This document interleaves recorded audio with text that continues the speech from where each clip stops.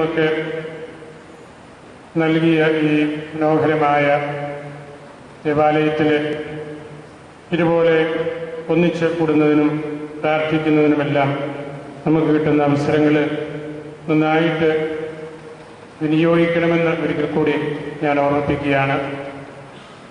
നിങ്ങളുടെ അധ്വാനവും പങ്കുവയ്ക്കലുമെല്ലാം എത്ര വലുതാണെന്ന് ഈ പള്ളിയും ഈ പരിസരവുമെല്ലാം കാണുമ്പോൾ നമുക്കറിയാം. പുറപ്പാട് പുസ്തകത്തിലെ 7-ാം അധ്യായം മുതലുള്ള ഒരു സംഭവത്തെക്കുറിച്ചുള്ള ഒന്ന് രണ്ട് ചിന്തകൾ മാത്രമാണ് നിങ്ങളുമായിട്ട് ഞാൻ പങ്കുവയ്ക്കുന്നത്. നിങ്ങൾക്ക് വിശ്രമത്തിനുള്ള സമയമായിരുന്നു. എനിക്ക് 4-5 നിമിഷങ്ങൾ മതി. ഇസ്രായേൽ സമൂഹത്തെ ഈജിപ്തിൽ നിന്ന് വിട്ടയക്കാനായിട്ട് അവിടുത്തെ രാജാവ് മടി കാണിച്ചപ്പോൾ, ഫറവോന് മടി കാണിച്ചപ്പോൾ അവരുടെ മേല് ദൈവം അയക്കുന്ന, നമ്മളുടെ സാധാരണ ഭാഷയിൽ പറഞ്ഞാൽ ശിക്ഷയായിട്ടുള്ള 10 ബാധകളെക്കുറിച്ച് ഉള്ള അധ്യായങ്ങളാണ്, അല്ലെങ്കിൽ അതിനെക്കുറിച്ചാണ് അവിടെ പറയുന്നത്. അത് ബാധകളായിട്ട് നമ്മൾ എടുക്കണമെന്നില്ല. ദൈവം നമ്മോട് സംസാരിക്കുന്ന അടയാളമായിട്ട്, ദൈവം നൽകുന്ന ഏറ്റവും വലിയ ശിക്ഷണത്തിൻ്റെ ഒരു മാർഗമായിട്ട് അതിനെ എടുത്താൽ മതി. എളുപ്പത്തിൽ നമ്മൾ 10 ബാധകൾ, 10 മാരികൾ, 10 ശിക്ഷകൾ എന്നൊക്കെ നമ്മൾ സാധാരണ ഭാഷയിൽ പറയുന്നു എന്ന് മാത്രമേ ഉള്ളൂ. അതിൽ ഒന്നാമത്തേത്, അഹറോന് രാജാവിൻ്റെ മുമ്പിൽ, രാജാവ് മന്ത്രവാദികളോടെല്ലാം കൂടി നിന്ന അവസരത്തിൽ അഹറോൻ കയ്യിൽ പിടിച്ചിരുന്ന വടി നിലത്തിട്ടപ്പോൾ അത് വലിയൊരു സർപ്പമായിട്ട് എഴുന്നേറ്റ് നിന്നു. മന്ത്രവാദികളുടെ വടികളും അതുപോലെ തന്നെ സർപ്പങ്ങളായി. പക്ഷേ അഹറോന്റെ വടി ഈ സർപ്പങ്ങളെയെല്ലാം വിഴുങ്ങിക്കളഞ്ഞു.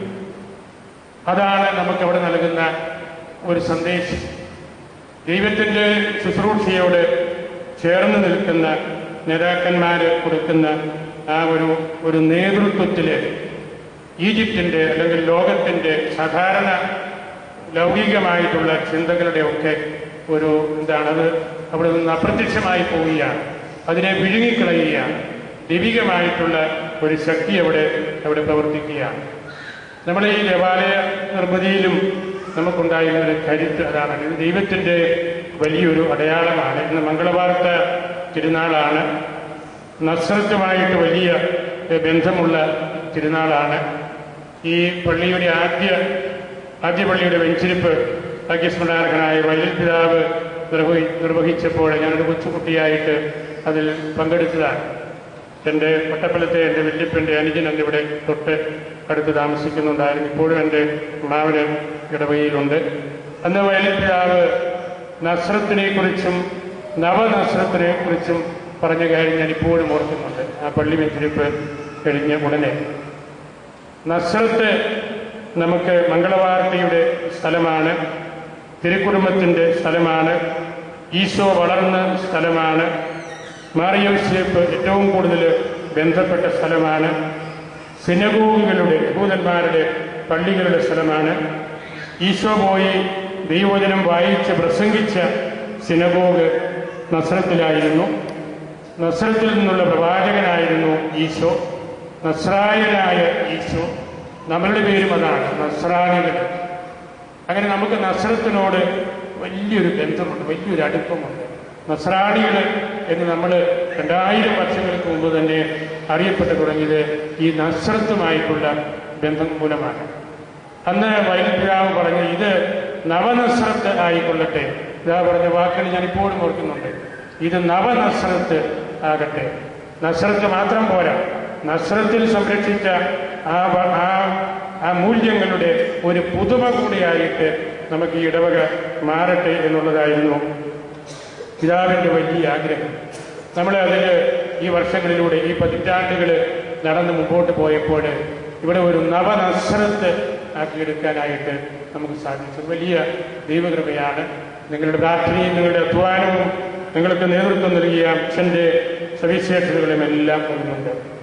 ഇപ്പോഴും നമ്മൾ ഇവിടെ ഈ സന്ധിയിലിരിക്കുമ്പോഴും നവനസ്രത്തുകാരായിട്ടാണ് നമ്മൾ ആയിരിക്കേണ്ടത്. നമ്മളുടെ ജീവിതത്തിലെ പ്രയാസങ്ങളെ, ബുദ്ധിമുട്ടുകളെ ഒക്കെ മാറ്റിയെടുത്ത് നമുക്ക് ദൈവം തരുന്ന കാര്യങ്ങളൊക്കെ ഒരു ശിക്ഷയായിട്ട് എടുക്കാണ്ട്, ഞാൻ 10 ബാധകളുടെ കാര്യം പറഞ്ഞു തുടങ്ങിയതാണല്ലോ, അതൊരു ശിക്ഷയായിട്ട് ഒന്നും നമ്മൾ എടുക്കരുത്. അതെല്ലാം ആ പ്രതിസന്ധികൾ നമ്മൾ സ്വീകരിക്കുമ്പോൾ, അതിന് നമ്മൾ ഉത്തരം കൊടുക്കുമ്പോൾ ആണ് ദൈവത്തിൻ്റെ ഇടപെടലുകൾ നമുക്ക് വ്യക്തമായിട്ട് മനസ്സിലാകുന്നത്.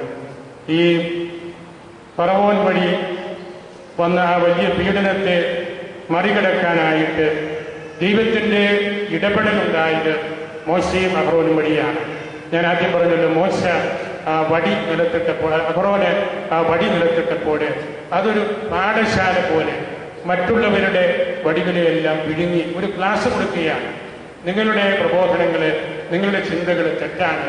ദൈവം നൽകുന്ന ആ ഒരു വലിയ കാര്യത്തിലേക്ക് നമ്മൾ തിരിച്ചു വരണമെന്ന്. രണ്ടാമത്തെ അടയാളം അവിടെയുള്ള വെള്ളം രക്തമാക്കി മാറിയതാണ്. നമുക്കറിയാം, അതുകൊണ്ട് വരുന്ന പ്രയാസം. നമ്മുടെ കിണറ്റിലെ, നമ്മുടെ പാത്രങ്ങളിലെ, നമ്മുടെ മുറികളിലെയൊക്കെ വെള്ളം രക്തമായാൽ ഒരു തരത്തിൽ നമുക്ക് ഉപയോഗിക്കാൻ പറ്റുകയില്ല. അത് ദൈവത്തിൻ്റെ ഭാഗത്തു നിന്ന് ഒരു ശിക്ഷയായിട്ട് ഈ ജനങ്ങൾ കരുതിയത്. ഈ ഫറവോൻ 2 തവണ ആൺകുഞ്ഞുങ്ങളെ കൊന്നുകളയാനുള്ള വലിയ പരിശ്രമം നടത്തി. ഒന്ന്, എബ്രായ സ്ത്രീകൾ പ്രസവ സമയം അടുക്കുമ്പോൾ അവിടെ ജനിക്കുന്ന കുട്ടി ആൺകുട്ടിയാണെങ്കിൽ സഹായിക്കാൻ ചെല്ലുന്ന സൂതികർമ്മിണികൾ ഈ ആൺകുട്ടികളെ കൊന്നുകളയണം എന്നുള്ള കൽപ്പന ഫറവോൻ കൊടുത്തുവിട്ടു. പക്ഷേ ആ സ്ത്രീകൾ ഫറവോൻ പറഞ്ഞ ആ കൽപ്പന കേട്ടില്ല. അങ്ങനെ ആൺകുട്ടികൾ വരിക തുടങ്ങിയപ്പോൾ രാജാവ് വിളിച്ചു ചോദിച്ചു, നിങ്ങൾ എന്താണ് ചെയ്യുന്നത്? അപ്പോൾ അവർ പറഞ്ഞ മറുപടി വളരെ പ്രധാനപ്പെട്ടതാണ്. ഈ ഇസ്രായേൽ വംശത്തിൽപ്പെട്ട, ഈ യഹൂദ വംശത്തിൽപ്പെട്ട ആ പെണ്ണുങ്ങളൊക്കെ ഈ ഈജിപ്തുകാര് സൂതികർമ്മിണി പറഞ്ഞു, അവർ വളരെ മിടുക്കരാണ്, നല്ല ആരോഗ്യമുണ്ട്, നല്ല പ്രസരിപ്പുണ്ട്, നല്ല ചുണയുണ്ട്, ചുറിയുടുക്കുണ്ട്. ഞങ്ങൾ സഹായിക്കാൻ ചെല്ലുമ്പോഴേക്കും ഈ സ്ത്രീകൾ പ്രസവിച്ചു കഴിഞ്ഞു. അതാണ് അവർ ഫറവോന് കൊടുത്ത ഉത്തരം. അത് രാജാവിൻ്റെ കൽപ്പന ധിക്കരിച്ച് ദൈവത്തിൻ്റെ കൽപ്പന കൊല്ലരുത് എന്നുള്ള ആ ഒരു വലിയ പ്രമാണം ഈ സ്ത്രീകൾ നമ്മളെ പഠിപ്പിക്കുകയാണ്. ഒരു കുഞ്ഞിനെ, ആൺകുഞ്ഞിനെ, ഏത് കുഞ്ഞുമാകട്ടെ, കൊല്ലരുത്. രണ്ടാമത് ഫറവോ നേരിട്ട് കൽപ്പിച്ചു, ആൺകുഞ്ഞുങ്ങളെ എല്ലാം നൈൽ നദിയിൽ എറിഞ്ഞു കൊല്ലണം. കുട്ടികളുടെ രക്തം അങ്ങനെ പുഴകളിൽ പെരുകട്ടെ. അങ്ങനെ എല്ലാ കുട്ടികളെയും എറിയുകയും മോശയെ മാത്രം അതിൻ്റെ അമ്മ 3 മാസം വീട്ടിൽ വെച്ച്, 3 മാസം കഴിഞ്ഞപ്പോൾ ഒരു കുഞ്ഞല്ലേ അത് അവിടെ ഉണ്ടെന്നുള്ള വാർത്തകൾ പുറത്തു വരാൻ തുടങ്ങിയപ്പോൾ ഒരു കൊട്ടയ്ക്കകത്ത് കൊണ്ട് നൈൽ നദിയിൽ ഒഴുക്കിവിട്ട് ഫറവോയുടെ മകള് അവിടെ കുളിക്കാൻ വന്നപ്പോൾ ഈ പാത്രം കാണുകയും വെള്ളത്തിൽ നിന്ന് വലിച്ചെടുത്തവൻ എന്നുള്ള അർത്ഥത്തിൽ ആ കുട്ടിയെ കണ്ടപ്പോൾ ഒരു മോശ എന്ന് പേര് കൊടുക്കുകയും ചെയ്തു. ഈ 2 സംഭവങ്ങളുമാണ് ഇതിൻ്റെ പിന്നിലുള്ള ചരിത്രപരമായിട്ടുള്ള കാര്യങ്ങൾ. ഈജിപ്തിലെ നൈൽ നദിയിലെ വെള്ളം മുഴുവൻ രക്തമാക്കി അങ്ങനെ ഒരു ശിക്ഷ കിട്ടി എന്ന് പറയുമ്പോൾ, അല്ലെങ്കിൽ നമ്മളെ മനസ്സിലാക്കുന്ന കാര്യങ്ങൾ, അതിനു മുമ്പ് രാജാവ് ഇത്തരത്തിലുള്ള വലിയ നിബന്ധനകൾ ജനത്തെ കൊടുത്ത് പീഡിപ്പിച്ചതിൻ്റെ ഒരു വലിയ അടയാളമായിട്ടാണ്. എന്നാൽ നമ്മളിവിടെ കാണുന്ന കാര്യം, ജീവദായകമായ നദി, വെള്ളമാണ് ജീവന്റെ ഉറവിടം. വെള്ളം കുടിക്കാതെ നമുക്ക് ജീവിക്കാൻ ഒക്കുകയില്ല. ഈ കുഞ്ഞുങ്ങൾക്ക് വെള്ളം കൊടുക്കാൻ ഒരു ദിവസം പോലും നമുക്ക് മുമ്പോട്ട് പോകാൻ സാധ്യമല്ല. ആടുമാടുകൾക്കും വെള്ളം വേണം. അങ്ങനെ ജീവൻ നൽകുന്ന ആ വെള്ളത്തെ രക്തമാക്കി ഉപയോഗിക്കാൻ പറ്റാണ്ട് മാറ്റിയപ്പോൾ വലിയ ആവേശം ജനങ്ങളുടെ ഇടയിൽ ദൈവത്തിൻ്റെ പക്കലേക്ക്, ദൈവമേ ഞങ്ങളെ രക്ഷിക്കണമേ, ഞങ്ങൾക്ക് കുടിക്കാനായിട്ട് ശുദ്ധജലം നൽകണമേ എന്നുള്ള വലിയ കരച്ചിലും നിലവിളിയും എല്ലാം ഉണ്ടായി. ഈ വെള്ളം രക്തമായിട്ട് മാറിയത് തന്നെ ഞാൻ പറഞ്ഞല്ലോ, ആദ്യത്തെ ശിക്ഷ, അല്ലെങ്കിൽ അത് ശിക്ഷ എന്നുള്ള വാക്ക് ശരിയല്ല, ആദ്യത്തെ അടയാളം അഹ്റോൻ വടിയെറിഞ്ഞപ്പോഴാണ് പാമ്പായത്. ഈ നൈൽ നദിയിലെ വെള്ളം രക്തമായിട്ട് മാറിയ ദൈവം മോശയോട് പറഞ്ഞു, നിന്റെ കയ്യിലിരിക്കുന്ന വടി ആ സമുദ്രത്തിൻ്റെ നേരെ, നദിയുടെ നേരെ വീട്ടുക. മോശ അപ്രകാരം ചെയ്തു. അങ്ങനെ ചെയ്തപ്പോൾ അത് വലിയ ശിക്ഷയായിട്ട് വന്നു. അവര് ഈ നൈൽ നദിയെ ദൈവമായിട്ട് ആരാധിച്ചിരുന്നവരാണ്. അപ്പോൾ അവർക്ക് മനസ്സിലായി, ഇതല്ല ദൈവം, ഈ നദിയല്ല ദൈവം, ഈ വെള്ളവുമല്ല ദൈവം. അതിനെ സൃഷ്ടിച്ച ആ യഥാർത്ഥ ദൈവത്വത്തിലേക്ക് നമ്മൾ തിരിച്ചു വരണമെന്നുള്ള വലിയൊരു ആത്മീയമായ പ്രബോധനം കൂടെ കൊടുക്കുകയാണ്. അതിനുവേണ്ടിയാണ് ദൈവം മോശയോട് അങ്ങനെ പറഞ്ഞത്. മോശ കയ്യിലിരുന്ന വടി നീട്ടിയപ്പോൾ ആ പ്രദേശം, അതിൻ്റെ ചരിത്രം വലിയ രസമാണ്. ആ നദി മാത്രമല്ല, എല്ലാ വീടുകളിലും എല്ലാ പാത്രങ്ങളിലും വെച്ചിരുന്ന വെള്ളം വ്യക്തമായിട്ട് മാറി. അതാണ് ജനങ്ങൾ പേടിച്ചു പോയത്. അവിടെയാണ് ദൈവം കൊടുത്ത തിരുത്തലും. നിങ്ങൾ ആരാധിക്കേണ്ടത് നൈൽ നദിയെ അല്ല, ദൈവത്തെയാണ്. അതോടൊപ്പം തന്നെ രാജാവിൻ്റെ പ്രവർത്തനം, കുഞ്ഞുങ്ങളെ നൈൽ നദിയിൽ എറിഞ്ഞ് കൊല്ലുക, ജനിക്കാനിരിക്കുന്ന കുട്ടി അല്ലെ ജനിച്ചുകൊണ്ടിരിക്കുന്ന കുട്ടി ആൺകുട്ടിയാണെങ്കിൽ അതിനെ കൊന്ന് നദിയിലേക്ക് എറിയുക, അങ്ങനെയുള്ള വലിയ തിന്മകൾ ചെയ്യരുത്. അധാർമികമായ പ്രവർത്തനമാണ്.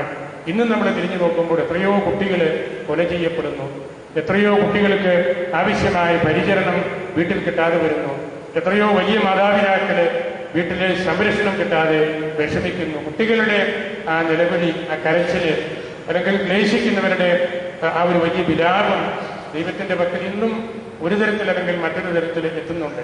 അതുകൊണ്ട് പുറപ്പാട് പുസ്തകത്തിൽ നമ്മൾ കാണുന്ന ആ അടയാളങ്ങൾ അത് കേവലം ഒരു കഥയായിട്ടോ അല്ലെങ്കിൽ ഒരു ചരിത്ര സംഭവമായിട്ടോ മാത്രം എടുക്കാണ്ട് നമ്മുടെ ജീവിതത്തോട് ബന്ധപ്പെട്ട് നിൽക്കുന്ന കാര്യങ്ങൾ കൂടിയാണ്. ദൈവം നമുക്ക് നൽകുന്ന അടയാളങ്ങൾ നമ്മൾ വായിച്ചെടുക്കണം. അതിൻ്റെ പിന്നിലുള്ള ആത്മീയമായിട്ടുള്ള ആ ഒരു സന്ദേശം നമ്മൾ സ്വീകരിക്കണം. നവനസ്രത്ത് കൊണ്ട് വയലിൽ പിതാവ് ഉദ്ദേശിച്ചതും അതുതന്നെയായിരുന്നു. നസ്രത്തിലെ എല്ലാ മൂല്യങ്ങളും എന്തായിരുന്നു? നസ്രത്തിലെ മൂല്യം ഈശോ വീട്ടിലുണ്ടെന്ന് ഉറപ്പുവരുത്തുക. ഈശോ ഉള്ള ഒരു കുടുംബം, ദൈവവിചാരമുള്ള ഒരു കുടുംബം, അതാണ് നസ്രത്ത്.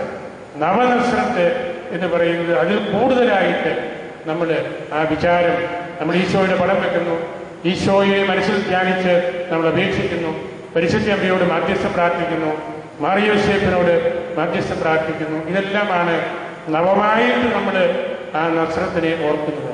അങ്ങനെ നമ്മുടെ ഈ ഇടവക ഒരൊറ്റ കുടുംബമായിട്ട്, നവനസ്രത്തായിട്ടുള്ള ഒരു കുടുംബമായിട്ട്, കുഞ്ഞുങ്ങൾക്കെല്ലാ സംരക്ഷണവും നൽകുന്ന ഒരു ഇടവകയായിട്ട്, എല്ലാവരെയും ആദരിക്കുകയും ബഹുമാനിക്കുകയും ചെയ്യുന്ന ഒരു ഇടവകയായിട്ട് നിങ്ങളങ്ങനെയാണ് ഇനിയും കൂടുതലായിട്ട് പരിപിതാവിൻ്റെ ഭാഷയിൽ പറഞ്ഞാൽ നവമായ രീതിയിൽ, പുതിയ രീതിയിൽ, കൂടുതൽ ഉണർവുള്ള രീതിയിൽ നമുക്കായിത്തീരാം. അതിനുവേണ്ടി ഈ കൂടിവരവുകൾ, ഈ പ്രാർത്ഥനകൾ നമ്മളെ സഹായിക്കട്ടെ എന്ന് പ്രത്യേകമായിട്ട് ഞാൻ പ്രാർത്ഥിക്കുന്നു, ആശംസിക്കുന്നു.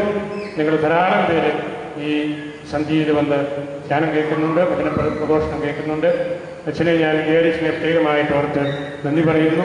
അച്ഛൻ നല്ല മിഷൻ എക്സ്പീരിയൻസ് കൂടെ കിട്ടിയ, നമ്മുടെ രൂപത ഏറ്റെടുത്തിരിക്കുന്ന ആദിലാബാദിൽ വർഷങ്ങളായിട്ട് ശുശ്രൂഷ ചെയ്ത വ്യക്തിയാണ്. പലതരത്തിലുള്ള മിഷണറി അനുഭവം നല്ലതുപോലെയുണ്ട്. നമ്മളുടെ ഈ ഇടവകയ്ക്ക് എല്ലാവർക്കും ഒരു ഉണർവിന്, നവനസ്രത്തിൻ്റെ ആ ചൈതന്യം നൽകാനായിട്ട് തീർച്ചയായിട്ടും അച്ഛൻ നിങ്ങളെ സഹായിക്കും. കുഞ്ഞുങ്ങളെ അച്ഛൻ കൈപിടിച്ച് നടത്തും. അതിനെല്ലാം ദൈവം പ്രത്യേകമായിട്ട് നിങ്ങളെ അനുഗ്രഹിക്കട്ടെ. സ്വാമിയോട് നമുക്ക് മധ്യസ്ഥം പ്രാർത്ഥിക്കാം. കർത്താവിൻ്റെ വലതുകരം നമ്മളുടെ മേലെ ഉണ്ടാകുമാറാകട്ടെ. ഈശോ